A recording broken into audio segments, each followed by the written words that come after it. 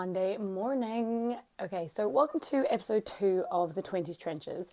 And what I want to do for this episode is chat a little bit about my two businesses, that so that I can explain a little bit more about what they do, about where they're at, and explain a little bit more of the trenches part. So basically, I am a Pilates instructor and a PT. Okay, and I have this unique client niche within London that is primarily people who have moved through injury or pre-postnatal or coming out of surgeries, injections, that kind of thing. That's who I tend to specialize with. It's not who I work with exclusively, but it's who I have kind of been drawn towards working with, and I thoroughly enjoy it. So I really am so passionate about the pain management side of the physical body, because there's so many layers to it, right? Like your physical body being in pain and not allowing you to live the life you want to live has tons of consequences. And so I thoroughly enjoy working with people to help them get sort of back on their feet, literally moving pain-free, regain their life. That's where I am like, I want to be there. So after doing this pretty successfully for a few years in London on the ground, I started thinking, okay, cool, I need to be able to scale this. And I wanted to scale for a few reasons. So reason number one is obviously I want to scale because right now my work depends on me being in person, me being there in the physical body. So that's something that when I go on holiday, when I go back to South Africa to see my parents, like I can no longer work. So obviously, like, needed to think of something to scale. Obviously, we're also in this like digital age where everyone is just taking things online and being really successful. So it also looks like like it's a super easy option. So yeah, of course, fantastic. Fab. The other reason that I wanted to scale though is because I do really important work, but I do it for quite a high rate, and I do it for people who can see me in their homes and have the time to see me a few times a week and have the funds. And that's just not everyone, okay? Like, that's not the case for everyone. That's not the reality for a lot of people, and I'm very, very aware of that, and I wanted to do something about that.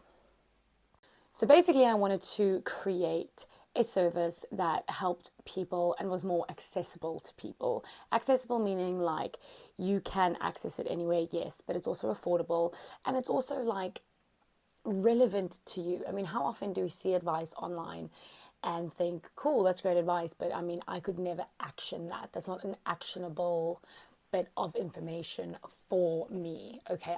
I can't okay, cool, this person fixed their back pain by starting to swim. Okay, I don't live anywhere near a pool. How am I going to do that? Silly example, but that's what I mean is a lot of solutions that we see on the internet, on our feeds, they seem really far away. They seem really inaccessible to us, so we don't even try. And that was one of my biggest motivations for starting Keza Wellness. Now, Keza Wellness, the idea behind it is for it to be a brand that encompasses accessible, inclusive movement. So that means no matter who you are, where you come from, what you look like, what your ability is, what weight you are, whatever, okay?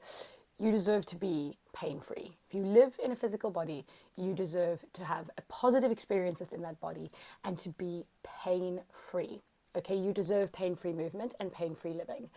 And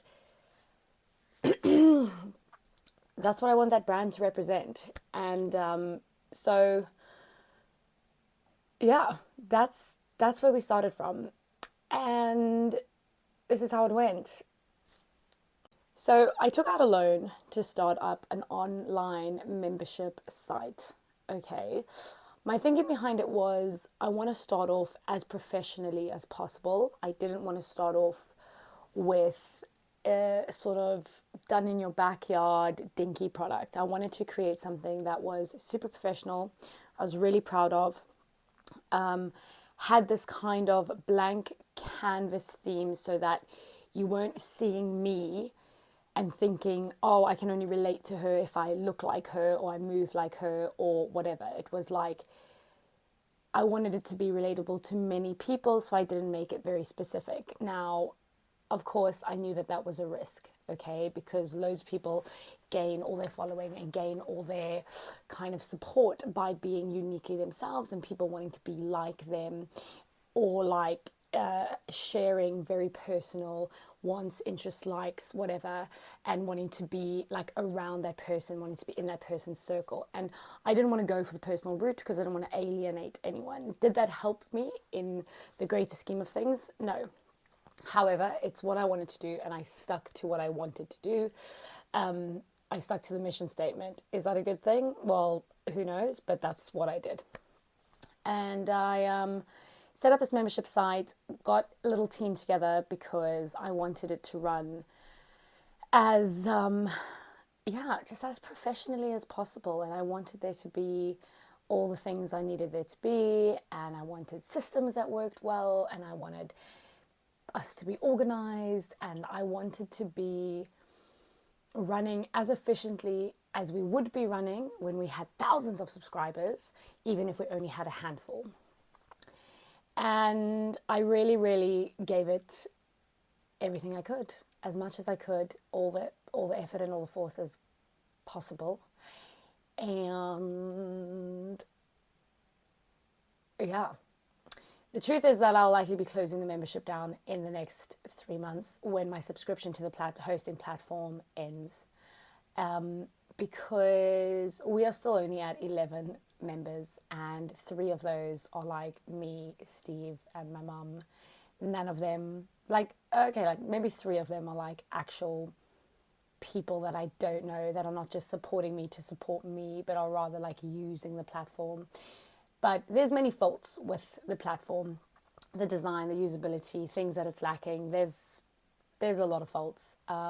There's a lot of things missing. There's a lot of key things to just keep people who are in pain and demotivated interested and engaged. And again, when I set it up, I went for this idea of like, I didn't want to be pushy. I didn't want to be in your face. I don't want to be prompting you. I didn't want to put more pressure on you. I had this whole idea of everything being so pressurized all the time, notifications, pings, all of this.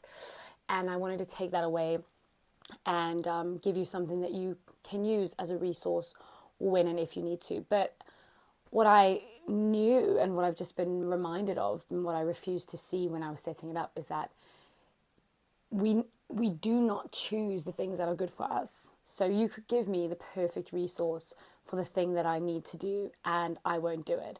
Sitting in front of me on this desk right now, I have multiple jars of like serums and things for my face and things that should be included in my skincare routine. Does my skincare routine exist? No. And it's not for lack of me having the resource right here in front of me. It's just not a priority to me. It's not something that I think needs to be such a priority, and it doesn't sit with my, it doesn't sit on my list, so it doesn't get done. And although you would think that people in pain do make pain management a priority, life is just too busy. And fundamentally, if you don't believe that there's something that can be done about your pain, why would you make the management side of it a priority? Which I now understand. Anyway, so the business was set up mid 2023, and the loan model was set up so that by this time, January 2025, the business was generating enough to start with its repayments, and it was, in an ideal world, going to not really chew into my one-to-one business. It has, which is what it is. It's totally fine. But yeah, it's up the pressure a lot. So running costs for the actual member site have just been cut and cut and cut every single quarter. And they will be cut again if nothing changes in the next quarter. And they'll just be as low as possible / non-existent. And it'll just be the loan to focus on, because that's just how it has to be. However, I am trying new things. What we do have, what I've chosen to look at, is that although the running costs of it, that's all sunk cost, like we can't recover that.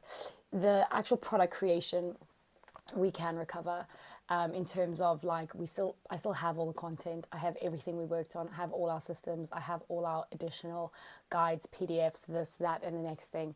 I still have all of that, and there is a way for it to land because I know that I'm good at what I do. I have in-person experience and real life proof that it's necessary and needed, and pain management is a massive part of our day-to-day lives, and back pain especially.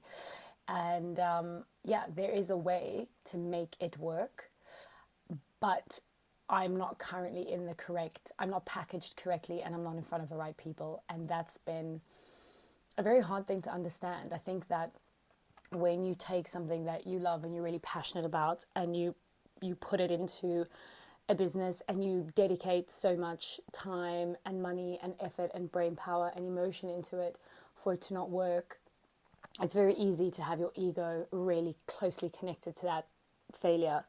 And now, first of all, like, no failure is final. So yes, this specific model hasn't worked. Fine, it doesn't mean it'll never work. I understand that. However, when you're in it, when you're in the thick of it, and your ego is so closely intertwined with it, it's hard. And then when you're in that, and your ego is so closely intertwined with it, it's really hard to pull yourself apart and actually look at things for what they are and be like, fact, fact, fact, fact, fact. Cool, let's move forward. So yeah, I feel like a lot of 2024 I spent quite depressed about my work life, and it made me a little bit resentful to my one-to-one stuff, because although that was successful, I kind of looked at it and thought, well, this is not where I want to be for the next, in 5 years' time. I don't still want to have to be doing this. But at the same time, I'm so massively thankful that I have that, because that is my bread and butter, and it's literally putting food on the table for me. So yeah, very complex. And part of starting 20 Trenches was to just be really, really honest about how difficult these things are, because we are 100% steamrolled by people who are claiming to be, and probably are, very successful very quickly in the online space, in startups, in this, in that, on, with their channels, all of the rest of it. And I don't know, maybe I'm just not subscribed to the right things, where I see the real life, real time, like, tried this and failed. And it's one thing when you're reading that book about someone who's already successful and they're recounting their ideas or their experiences. But yeah, I don't see a lot of, like, I'm sitting in this right now and this is what's happened and I don't know what the next step is. And so yeah, I thought I'd create that because that's how I'm feeling, and there must be more people who have tried ventures and are dedicated to things and not quite getting it yet. And if that is you, then just trust that you have a path in front of you, and although it makes no sense now, I'm sure it will, and we have to believe that, otherwise it's just horrifically depressing. Okay, so there we go. That is episode 2 of 20s Trenches, work edition, getting to know Keza Wellness and where I'm at. And it's okay to fail. It's okay to fail. And we know that. Knowing that, living that, and understanding that are very different things. So if you're still getting comfortable with it, that's okay as well.